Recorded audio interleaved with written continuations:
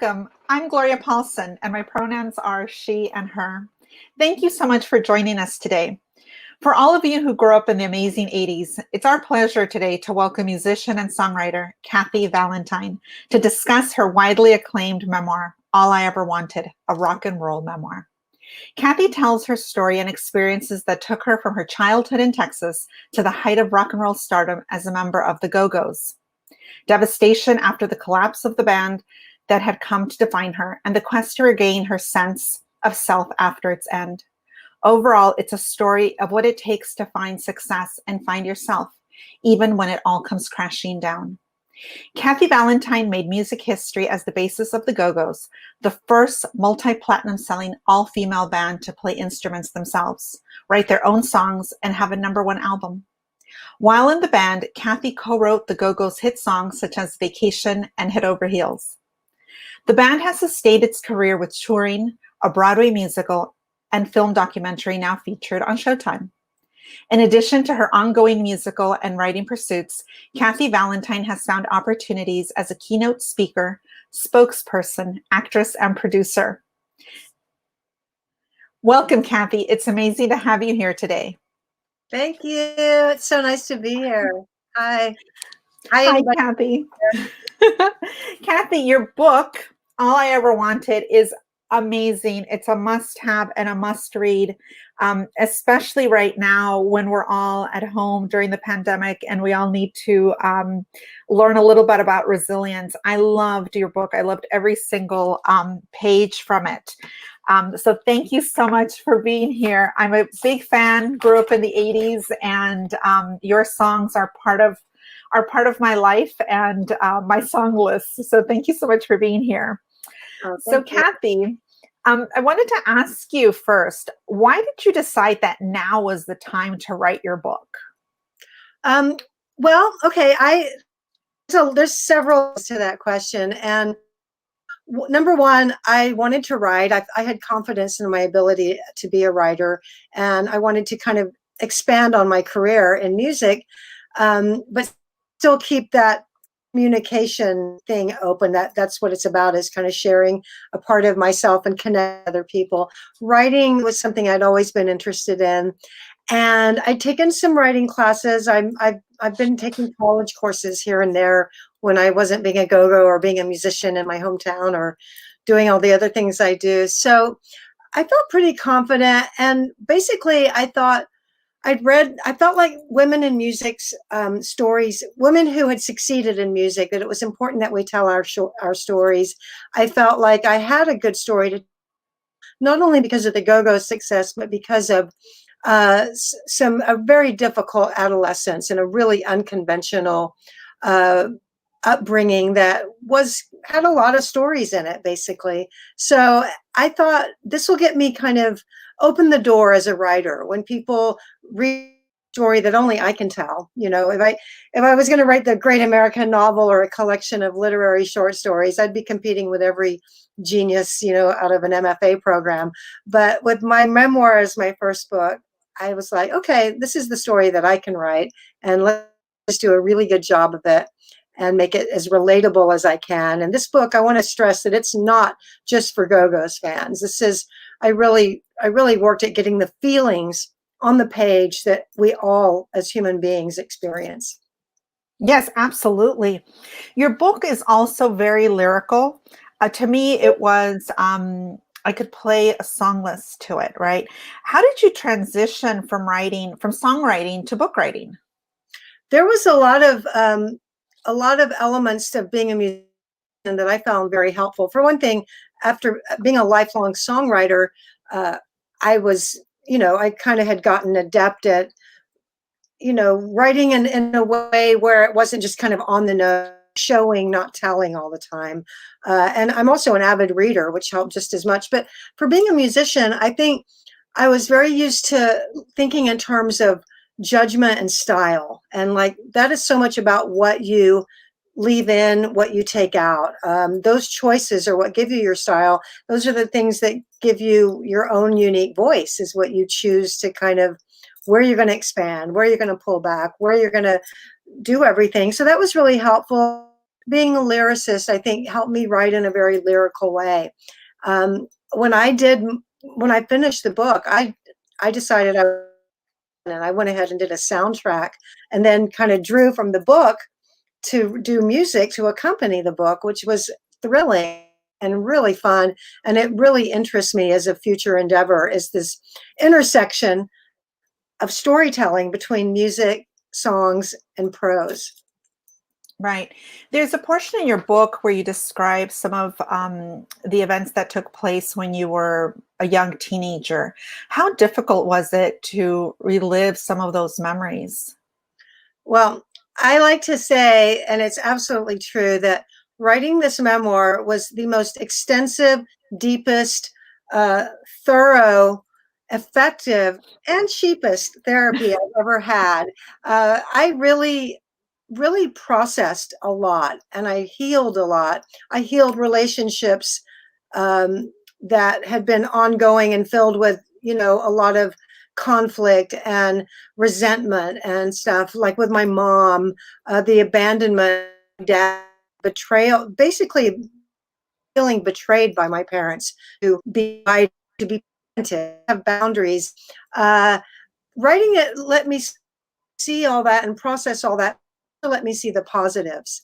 And the same with the Go-Go's. I'd had a very contentious relationship with the band that were like my sisters, and writing the book healed so much of that for me too. So it was pretty amazing process. And as far as what you were asking about, the difficult stuff, so hard. I mean, there was times that I just literally pushed away from the desk and had to grieve and had to mourn in my late 50s, things that had happened when I was 13 and 14 and 15 years old, or like 12, 11, 12. I'm getting my time frames mixed up, when I was very young. How's that? Right. Yes. No. And then you also bring up, right now, you just brought up that, the Go-Go's are like your sisters. And so your book really shows, it really reflects how they were your family, right? Because all families go through periods of when they're totally in love and doing really great. And then something changes with at least one person and it affects the whole dynamic. Yeah. I had a real longing. One of the reasons I chose the title, All I Ever Wanted, besides this perfect synchronicity of it being a key line in one of my most signature, well-known songs, it really encompassed so much of that longing, which was all I ever wanted, was to be in a band, to feel like I belong, to be part of a sisterhood, to do something extraordinary, to feel just like I thought a band would be like the family. And people that haven't read the book, they don't realize I grew up with a single mom who was working full time, going to school, raising me very young, very kind of not cut out for the job. Let's just put it like that. And I really felt like it was my job to raise myself, that nobody was going to take care of me. And Right. pretty much from a very young age, that was my feeling. And so not only did being in a band fulfill so many of those other emotional needs, but it was also like a very practical thing. Okay, now I can take care of myself. This is how I'm going to live. This is how I'm going to survive. This is how I'm going to make my way through the world. It kind of checked off all the boxes. So speaking of All I Ever Wanted, all we really want right now is to hear you sing one of your songs that you did with the Go-Go's, that you wrote and performed with them. So Sure. you're going to perform Vacation for us. Sure. And this song, Vacation, I want to tell people that are listening, it's got a little bit of a history that I go into in my book. And I wrote this song when I was 19 years old, and I had flown home to Austin to visit my mom. I'd been in LA for a couple of years, and I was, well, just 1 year actually, because I joined the Go-Go's after that. But it was a struggle. I was broke. I was just kind of worrying a lot. And I went home. I had this fling, and it was kind of the first time I'd really felt like a boy liked me. And I knew we weren't going to be boyfriend and girlfriend or a couple or anything, but it really kind of left me in a reflective place. And on the airplane, 19 years old, I took those little square airplane napkins and I wrote all the lyrics out. And the song, when I got off the plane, I went home, I knew how I wanted to sound. And it was Vacation. I recorded it with my first band. And then when the Go-Go's, and I don't mean to get too ahead or confuse people, but when we were starting our second album after the huge success of the first album, we needed songs. And I was like, I have a song. And it ended up being the title track for our second album. Can't seem to get my mind off of you. Back here at home, there's nothing to do. Now that I'm away, I wish I'd stay. Tomorrow's the day of mine that you won't be in. When I looked at you, I should have run. But I thought it was just for fun. Now that I'm gone, I see I was wrong. I should have known all along that time would tell. A week without you, thought I'd forget. 2 weeks without you, I still haven't got you over yet. Vacation, all I ever wanted. Vacation, had to get away. Vacation, meant to be spent alone.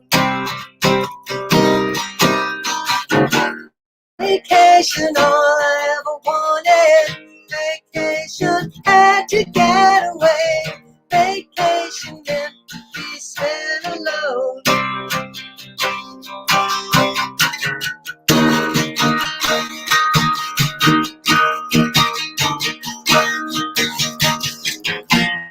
A week without you, thought I'd forget.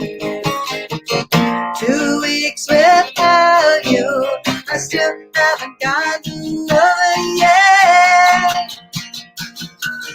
Vacation, all I ever wanted. Vacation, had to get away. Vacation, meant to be spent alone.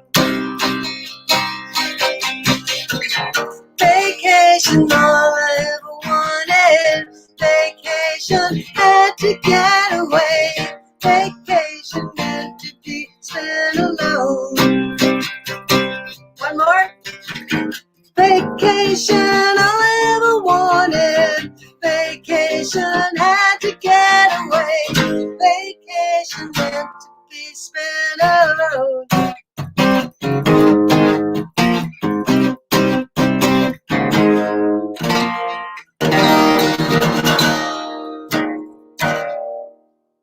So as I was reading your book, one thing that really struck me was that no matter what life threw at you, no matter what situation you found yourself in, you were always able to create your own path, whether that was as a young child with no boundaries at home or as a bass player with the Go-Go's or with your other bands. And even now you were able to create your own path. How have you been able to do this? Well, you know, I think I seem to have like the way I'm wired is to take things that aren't good and try to just make them work for me. Try to turn those unfortunate things into something that can somehow help me. And a lot of it is like I was talking about, having this ingrained sense of no one's going to take care of me. I mean, as a young child, you think, oh, that just sounds so sad and awful. What a terrible way for a kid to feel. And yes, on the one hand, but flip that over to the other side, and you've got this kid, that's me, I guess I'm talking third person all of a sudden, who is feeling like it's my job. I got to take care of myself. I got to figure this out. I got to do it. And it's like kind of, I think that at my core, I felt like I didn't matter. My dad, like, he went and him and my mom got a divorce when I was really little, and he married a woman that had 2 daughters, and that became his family. And I was just not a part of his life, and it hurt so much. But I wouldn't allow myself to feel that hurt. I don't think I felt that hurt till I was, in my 30s. So but what it did was leave me with this just drive, like I matter, I matter. I got to prove I matter. I've got to prove that I have value, because I didn't feel like I did. I felt like if I was of value, if I mattered, then my dad wouldn't have been like that. If I mattered, then my mom would have protected me more. So these are not things I'm conscious of. I'm just like armchair psychologist looking back at what I think. I think I just felt like I had to, like, I think I didn't think I had to do it. It just happened that way. And I don't know what it is, why some person will take adversarial situations and go in a completely self-destructive, which I was doing too. I mean, let's not mince words. I was definitely, used alcohol and stuff to kind of keep things okay and make sure I felt okay and coping. But it was almost like I was doing that so that I could achieve. Does that answer the question? Kind Yes, yes, absolutely. So now that you've written, this book, and we're all going to be waiting for a continuation of the book eventually when you get to that stage when you're ready to write that. But in the meantime, do you have any writing projects or other books that you really want to work on? I have so many. What I did is, as soon as I realized that we were going to keep dealing with this pandemic in the fall, was I registered for school. So I thought, if I'm going to be stuck at home, I might as well be learning. And in this kind of wonderful series of events, I am graduating college at the age of 62 in the spring with my first degree in English and fine arts. And I have taken a number of creative writing classes. I'm taking a class now that has been pretty life-changing, and it's an environmental writing class. And what I'm really learning about is how important it is for artists to kind of keep putting this crisis out there, because it's such a big thing. It's such this hyper object of just like, how do I deal with it? What difference does it make if I don't use a straw when there's an entire countries that are like just kind of so I think people just feel like they can't absorb it, they can't deal with it. And one thing artists and writers can do is like take off little bite-sized chunks and just kind of keep putting it in the stories, so that, because stories are a way, since humans began, of passing information to each other and getting the point in and the message in. So that's been amazing. I'd love to do a collection of short stories. Would love that. Literary short stories with soundtracks. And I would also like to do a sequel to my memoir, which spans 30 years. It's 2 wonderful decades, the 70s and the 80s, in 2 amazing cities of huge music scenes. And it really follows an arc, and so much, and pretty much end at the age of 30. And yet there's so much more story, so much more to life, that I feel like I could find a lot of value in doing that. So I will do another memoir. I just don't want it to be like, oh, she's written 2 books and they're both memoirs. That's all she can do. So you know what I mean? I'm just like a Yes.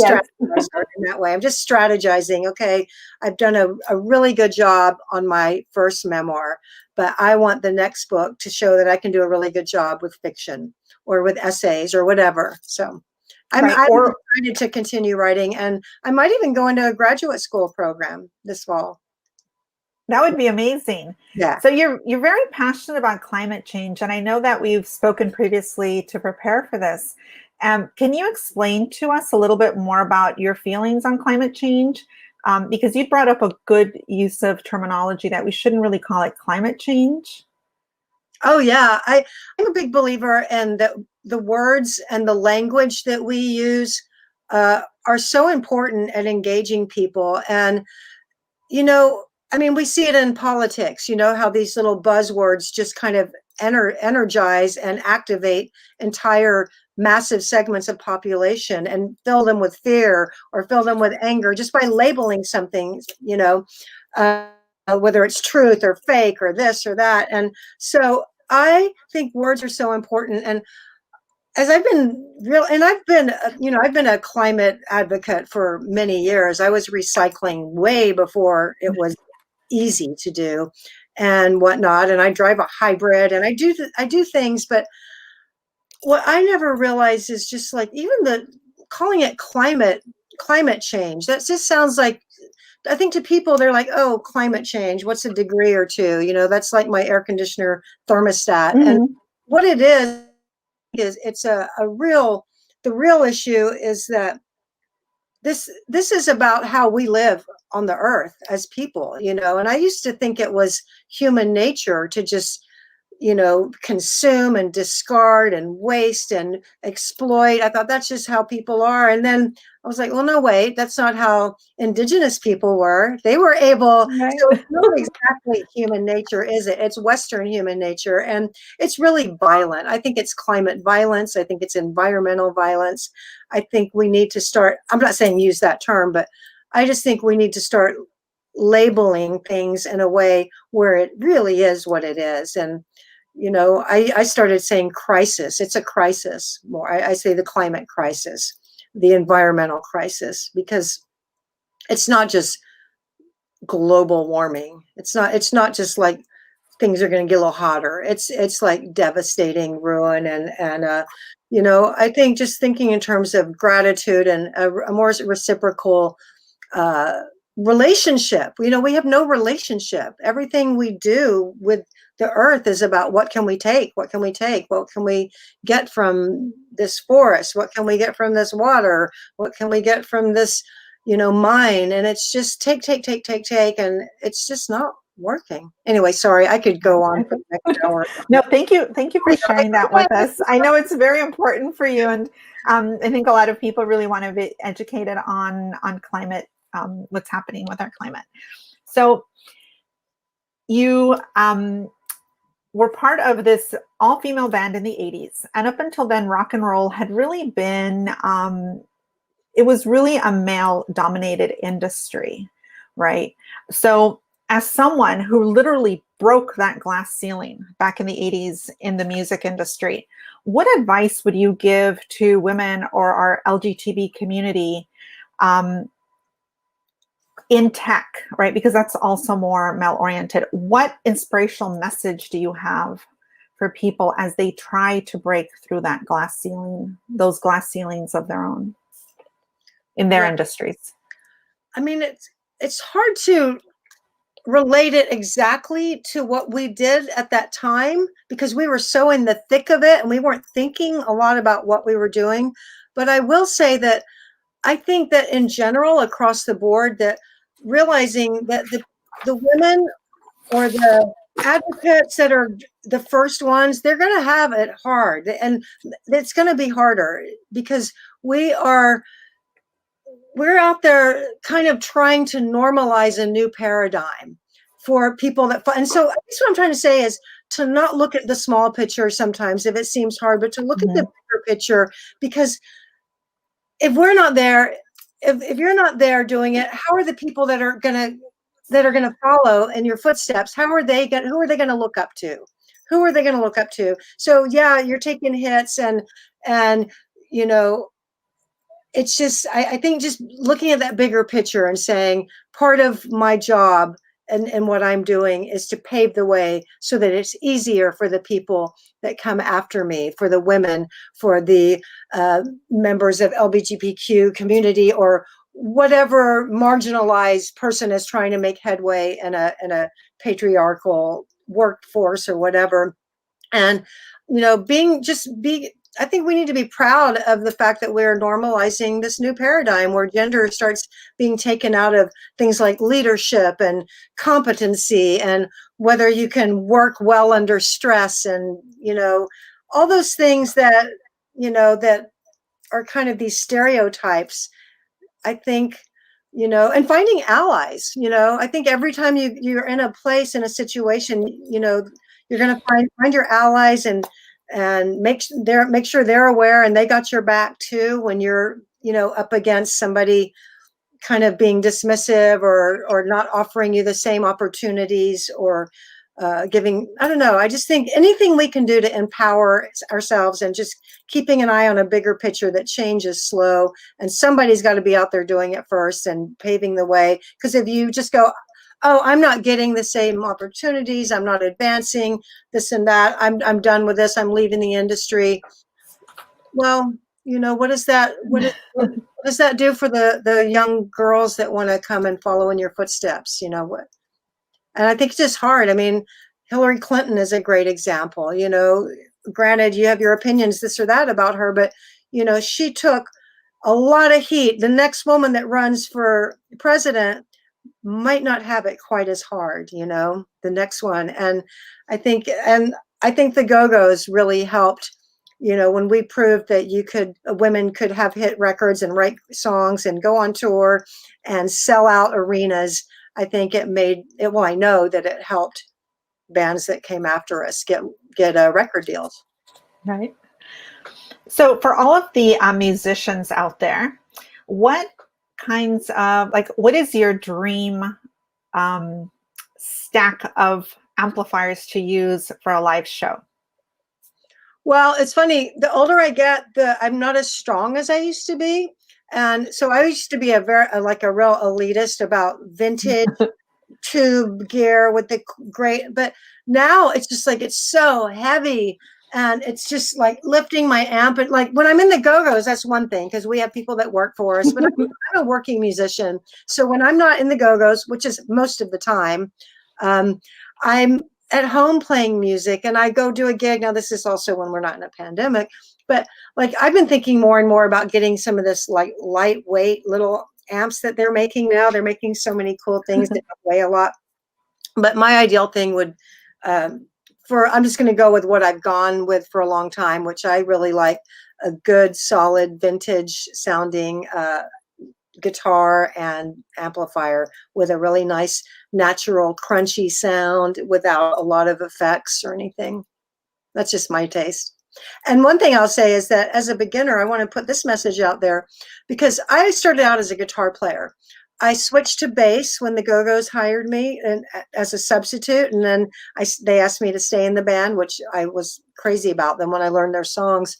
So this was before we got signed or had a record deal or anything. But when we broke up in my 30s, I was like, well, maybe I should go back to my first love, which was guitar. And I thought, my youth is gone. I should have been doing it all along if that's what I wanted. And then something in me just went, no, it's not too late. And I proceeded to get like really good on the guitar. And that was in my 30s. And I like to just remind people, I did a master class a couple of weeks ago, and there were so many women that were in their 40s and 50s that were just picking up instruments for the first time. And it was amazing. So I really like to always get that in when I can, that it's never too late to start playing an instrument and, you know, start playing in a band. And it's a lot of fun. So once the pandemic is over, Kathy, are you going to make another band? What are your plans? Well, I have to say that I realized writing this book and in the past year that I have spent my entire career putting my focus and energy and effort, which is considerable. I mean, when I decide things are going to get done, they tend to get done. And unfortunately, it works the other way too. If I decide things aren't going to get done, they aren't going to get. But let's go with the other one. And I've spent most of my career like doing things for a collective, for a band. I just always wanted to be in a cool band. And I have to say, since my book came out and because of the pandemic, because I haven't been playing I have a band in Austin called the Bluebonnets that I love. It's all female rock and roll band, great band.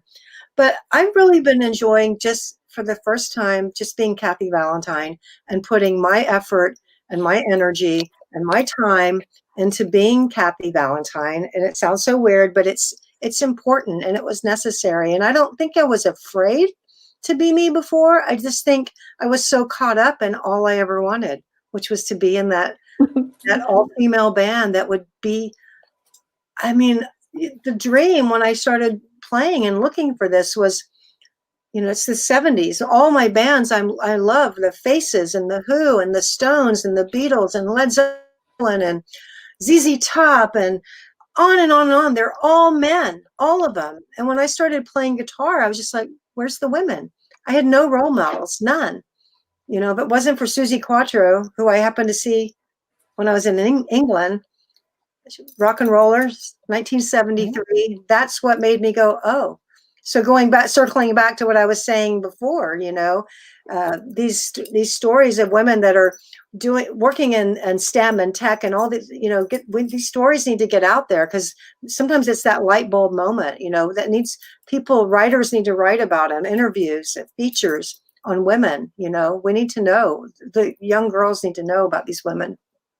Absolutely. All of you are trailblazers, and I'm so grateful for you, because you have inspired a lot of the watching all of the female musicians in the 80s and the 90s. For me, inspired me to get through a lot of hard times in my own career, right? If you could do it under those circumstances, then I should be able to do it in my circumstances. So it did give me that that aspiration and that power behind myself, and your soundtrack, of course, right? All of your songs playing in my head or on my headphones while I did work, or I got through things in my own life. So I know you have the Bluebonnets, but are there any other events that you're going to be doing with the Go-Go's that were postponed from 2020? We might go on tour in the summer if it's possible for bands to tour in a safe way. There's a new song out, Club Zero. There's a documentary on Showtime that's just won the Critics' Choice Awards, just tied with the Beastie Boys for Best Music Documentary. It's really brought a wonderful spotlight and uplifted the band in a way that we've kind of been overlooked for a long time. So really proud of that. We wrote a new song for that called Club Zero. Mm-hmm. A new video for that song is coming out. And I think we're looking at some re-releases and remasterings of our catalog, but that's pretty much it for the Go-Go's. We're not super, we're really kind of celebrating our legacy more than trying to be a new, a functioning, like, onward pushing band. Everybody has really full lives and dreams and active kind of situations that it's not really the same as when you're 22 years old and everybody's kind of focused on the same thing with the same energy in the same direction. That's when a band has got that magic, you know? Mm-hmm. Well, I, for one, hope that they make your book into a movie, because that would be, or a mini series, that would be absolutely amazing. Everyone could really see your life and the impact that you had on the band, because I think you being in the band was so incredibly impactful on their lives as well, right? I know that you wanted to be in that band, but that band really needed you. So thank you for that. So we're going to go ahead and move on to our Q&A portion. So let's see what questions we have from our audience. The first question is from Leah, and her question is, Kathy, did you play multiple instruments as a girl? Also, when the Go-Go's started, were you measuring yourselves or explicitly referencing previous female bands like Joan Jett and the Blackhearts? Well, I started out, I think I'm a musical person, and I started out on the violin. I played a little piano, but as soon as I picked up a guitar, I knew that was my instrument. I knew that. So, and I also, the good thing with piano was I learned some music theory, and I think knowing a little bit of music theory is important as a musician. And I always try to, when I'm helping somebody, you know, also being a songwriter is, to me, super important. So there's that part. The rest of the question disappeared. I will say Joan Jett and the Blackhearts did not exist as the Go-Go's were starting and as I was starting. The Runaways did. Mm-hmm. We didn't reference, no, we didn't. The original Go-Go's came out of the punk rock scene in Los Angeles. I got hip to punk rock in London before I was in the band. And then I started the first punk band in Austin, Texas, which, and the reason I bring up punk rock, because for the Go-Go's, it's like enabling them to start a band because they're looking around going, hey, anybody can do this. We can do this. So that kind of leveled the field for them. For me, it was a different thing that punk rock did for me. I thought I had to be like this amazing, I had to be like Eric Clapton or Jimmy Page to make it in a band. And so when I heard bands like the Ramones and the Sex Pistols and Blondie, I was like, wait, I can do this now. I don't have to be shredding on the guitar to have a band. So I think we weren't really referencing other female bands at all. I never even knew until later with YouTube and the internet that there were so many female bands. If I had known, if other girls in the 70s had known, like again, circling back to that thing of seeing it, I think there would have been so many more women in bands and playing music. I mean, I just happened to see Suzi Quatro in London. Before that, and Joan Jett, that's why she started playing, was because of Suzi Quatro. So without seeing it and knowing it's possible, sometimes that light bulb doesn't go off. I don't know that I would have, I mean, I'm playing guitar, I'm a rock and roll fan, but it doesn't occur to me that I can do what the guys are doing until I see a woman doing it. And that was in 1973. So that's what got me going. And just that kind of, seems to be a theme that keeps coming up, you know, the visibility. So, but now, I know what I was saying. So now you can go on YouTube and you can find, there was Fanny in the 70s, there was the Pleasure Seekers, Goldie and the Gingerbreads, 1962. There were women doing this. There were women doing this all along. They weren't all screaming like hysterical fans, you know, in the 60s. Right. They were starting bands. We just didn't know about them because they didn't have the success or the reach, and we didn't have the means for getting that out there back then. Right. And one of the radio stations in Los Angeles, KROQ, had Rodney Bingenheimer, and he used to have a radio show on at midnight, and he always played female bands. And so I was really grateful for him because he was a big proponent of the Go-Go's. He always had you, and Richard Blade as well. Yeah. He always made sure that he played, you know, the Go-Go's, that he played Runaways, that he played the Bangles, right? So he, Susie and the Banshees, all of those female bands that started coming out. So they were always at the forefront of that. Yeah. So our next, yeah. Do we have a next question? Our next question is from Stuart, and he asks, your story is amazing. How did you become okay with the question of whether your personal story had broad meaning and resonance for many, many people? As a writer, I struggle with this question. Yeah, that's a great question.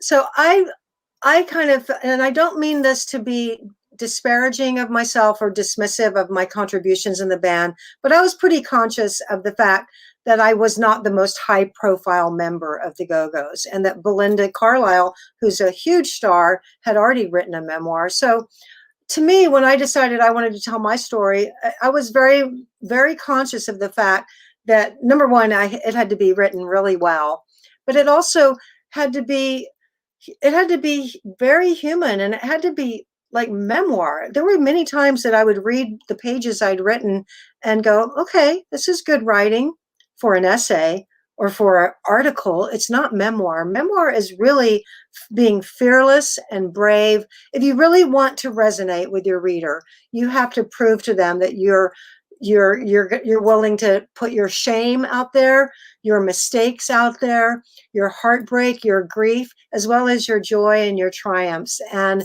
I think that's what makes you a believable writer. That's what gives you an authenticity to your voice. At the same time, you know, who wants to be, this is what I would say. This is so funny. I would say, I want blood on the page, but I don't want to be a gaping open wound. So that's it. It's again, going back to that judgment and style, like how far do you go? Where do you pull back? So I knew that not everyone that read the book would care, or that even knew that I had a book. We're gonna, so what? The bass player in the Go-Go's wrote a book. Who cares? But I knew if I was able to get those feelings on the page that we all experience, we've all felt abandoned. We've all felt betrayed. We've all felt like had something in our lives that we wanted and worked for it and gotten it or not gotten it or lost it. And one of the reasons it was so important for me to put all those struggles from my adolescence was that I didn't think my reader was going to have really understand how important this band was to me and how devastating it was to lose it. I mean, it became my entire identity. And I think there's people that have felt that too. I think there's people, I've had so many people say, the Go-Go's part, that was good, that was fine. But what really got to me was what you went through after the band broke up, when you questioned your talent and thought maybe you were just lucky, or just like being lost and not knowing how to find yourself. And those were the stories that I'm so proud that I was able to get onto the page. And to me, those were the crucial stories and feelings to tell, because I really want to connect with readers. And I didn't want to do a fluff. I don't think anyone cared if it was a fluff piece. Like, so what? You made it in a band. Yay, Kathy.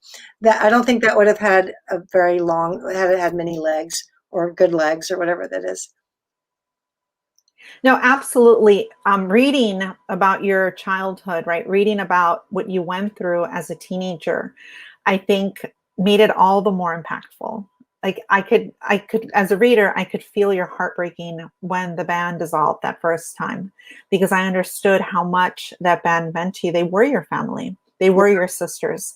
So, and then the parts where, you had to take care of your mom. You were always her caregiver. You were the parent, right? I think that resonates with a lot of people, especially right now, right? We are Generation X and we're taking care of multiple generations.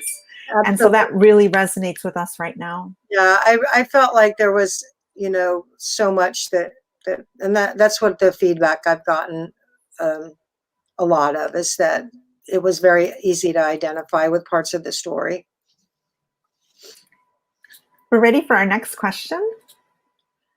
This one comes from Leah, and it's, did any women musicians after you tell you that you had been an inspiration or permission giver for her?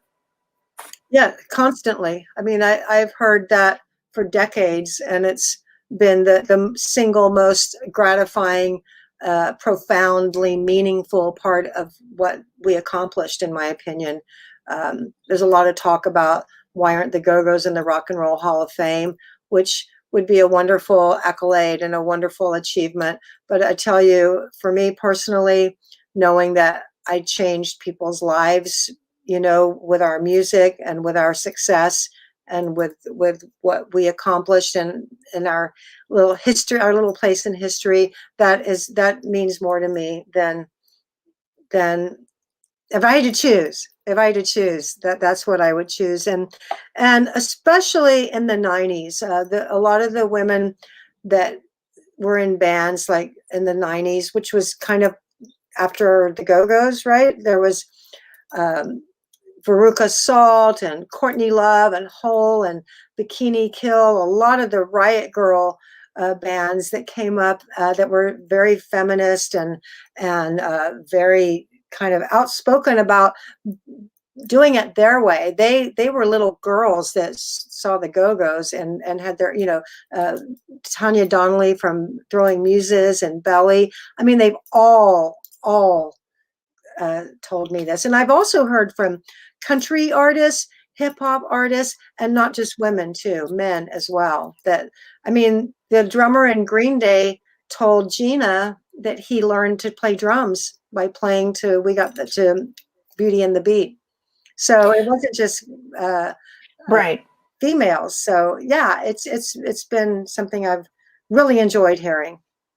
The male musicians during the 80s, they really saw the Go-Go's as peers. I think that's what really put you apart. You weren't just like an entertainment group, right? Like a pop group. You were real musicians.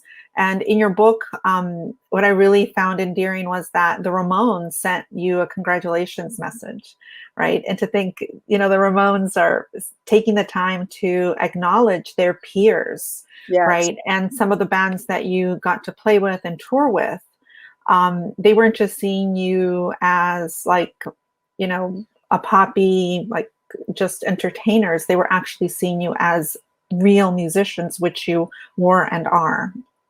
Yeah, I mean, when I wrote the book, sometimes when you write, you see patterns that aren't so evident as you're just kind of living life. And I saw a pattern of immense support and encouragement from the minute I started playing from males. And that was a really nice thing to see and highlight in the book. And I found that to be true throughout my career. And that's not to say we didn't encounter sexism and whatnot, but most of it has not been from the musicians. So that's a kind of a neat thing. What city do you live in now, and why do you like that city the most? I live in Austin, Texas, but I don't know if I like it the most. It's just where I am. It's my hometown, and I moved back here in 2006 to raise my daughter because I got in a good school district that was public and stuff. But I love a lot of cities. I mean, one good thing about touring is you get to see so many places. And one thing I found, especially after the partying years, like after the Go-Go's broke up and I was sober and got to do it all again sober, which is a huge part of my book, is my sobriety. It was wonderful to really, every city we would visit, to go explore and see what that city had to offer. But Austin is a great place. It's a really great place to be. But I'm not real, I'll call it geographically loyal. I love visiting places. I would love to experience living in a lot of different cities. LA is where I spent my 20s and 30s and part of my 40s. So those friendships are just probably my nearest and dearest friends, the ones I made at those ages, when you're like going out and before you're a mom and stuff. So I have I have a soft spot for Los Angeles, but my mom's English. I love London. My dream is to live in Paris for a year or two. So I don't know. I do like Austin though, but I don't know if I can say it's my favorite city. I don't know if I have well, I guess I'll say it since I live here, and I have to say, the pandemic has made me, being home a lot has made me go, oh, maybe I'll stay here for a while.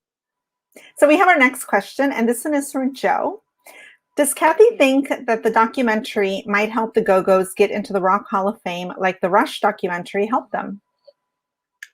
I think that we are getting a lot of attention for it, and I think it will help, but I think it was just a matter of time anyway. And whoever was not there, they have a committee, a secret committee, and whoever was saying no, they're not going to be there forever. So it's just a matter of time. I do think it would be difficult to induct other women that came after us that were directly influenced by our success. I think it would be hard to induct them without us. So, I hope it happens. It'd be a super cool thing to have on my resume. One last question. Any new tech and music that you're using or excited about? I'm super into digital, like recording, and I use Pro Tools, and I love sitting in my studio, making music, making beats, creating my soundtrack to the book. I did the whole thing myself. I love it because I can sit down and play a beat on the drums, but with technology, I can create really intricate, wonderful beats, and I just have the best time. It's so inspiring. And I've also been teaching myself video editing skills for the last few months, which it was a pretty big learning curve, and I'm sure I'm doing it all the hardest way possible, but whatever, I'm doing it, and I'm getting better and quicker and really having a good time with that and enjoying it a lot, because the way I see it is I'm an artist, I'm a creator. It's always been a goal to get what you make out there to people, for them to see and hear. That's always been the issue with being a musician and being any kind of artist is, how do I get an audience? How do I get people to pay attention and listen? So to me, the pandemic is just more of that. Like, okay, I can't be out playing in a club, so how am I going to do this? And to me, like, making videos has been a really cool way to kind of keep, and I hate calling myself a content creator. I don't want to be a content creator. I'm an artist, I'm a musician, I'm a rock and roller, but I am creating content, a lot of it, and enjoying it too. That's wonderful. Kathy, we can't thank you enough for being here today with us. And I really urge everyone, if you don't already have a copy, to please go out and buy a copy of All I Ever Wanted, Kathy Valentine's memoir. We're so looking forward to the continuation of this, as well as that book on the environment. And Kathy, you're going to sing one more song for us, right? Yeah, why not? I'll sing a song. This is off. You can find my music on Bandcamp under my name, or YouTube, music, different places, all different places. Wherever you look for music, you can find it. And this is one I did about a year ago, and I really like it. It's called Hourglass. So I'm going to say goodbye. You guys can just kind of sign off whenever you want as I'm playing this song.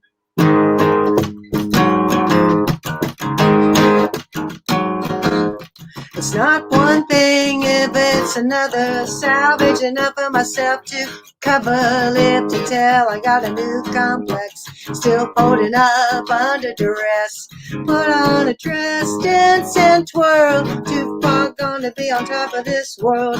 Walk into walls, won't lie or confess. I got my eye on the prize, love and happiness. Got my eye on the prize, love and happiness. This one will pass. This one won't last. Turn it over, start again. Hourglass. Turn it over, start again. Hourglass.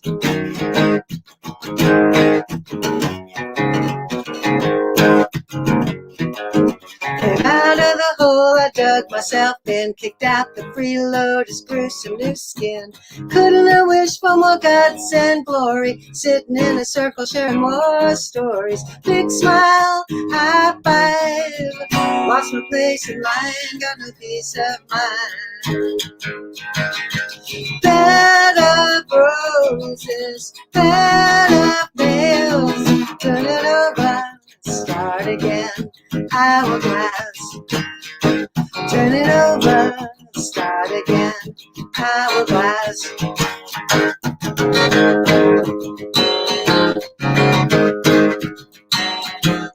A brand new sun has been discovered. If I stay the same, my days are numbered. Left for a minute to get some self-help. Fell up the steps and back down again. With a pat on the back, picking over the scraps. Got a ticket to ride, my work's cut out. Forgive the fools, forget the rest. Forgive the fools, forget the rest. It's elemental, transcendental. We go to tomorrow. This one will pass, this one won't last. Turn it over, start again. Hourglass. This one will pass, this one won't last. Turn it over, start again. Hourglass. Turn it over, start again. Hourglass. Start again. Hourglass. Turn it over. Hourglass.